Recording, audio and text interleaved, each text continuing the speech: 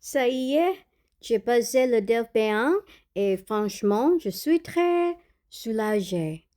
Le matin de l'examen, il pleuvait beaucoup et comme j'avais peur des embouteillages, je suis arrivée presque 3 heures en avance.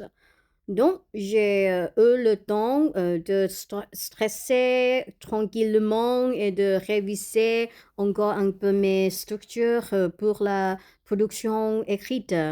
Et la première partie, c'était la compréhension orale. Honnêtement, je n'étais pas très concentrée au début. Donc, les deux premiers dialogues étaient assez difficiles pour moi, mais au troisième document, ça allait mieux.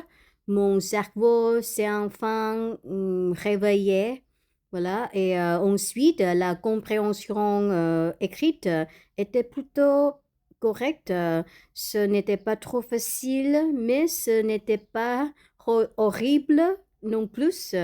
Le vocabulaire était assez compréhensible. Et pour la production écrite, j'ai eu un sujet où il fallait répondre à un message sur forum. Un professeur voulait organiser un voyage scolaire dans un pays francophone avec ses élèves et il demandait des conseils et j'ai écrit environ 195 mots, je crois, et j'ai essayé d'utiliser le subjonctif, le conditionnel et le gerondif. Est-ce que c'était naturel? Je ne sais pas. Mais j'ai tenté. Euh, et puis, la partie orale, ah, j'étais vraiment stressée. Pour la présentation, j'ai oublié un peu ce que je vais préparer.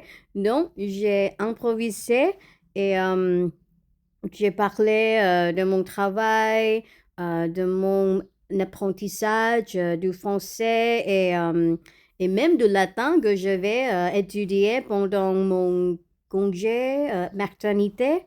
Voilà, et pour le jeu de rôle, je devais demander à mon chef de changer de poste. J'ai dit que je voulais travailler avec les clients parce que j'aime parler beaucoup. L'examinateur a ri et donc je me suis dit, bon, au moins l'ambiance est bonne. Et pour la dernière partie, j'ai un sujet sur la semaine de 4 jours. Heureusement, je connaissais déjà un peu ce thème, mais après mon exposé, l'examinateur m'a posé de vues des entreprises et je n'étais pas prête. Donc, j'ai dit, c'est une bonne question. Pour gagner de temps, oui. Et après, j'ai improvisé encore. Et voilà, c'est mon examen d'FP1. Je ne sais pas encore si j'ai réussi, mais je suis contente d'avoir survécu. Et maintenant, j'attends les résultats et j'espère vraiment réussir. Et à bientôt.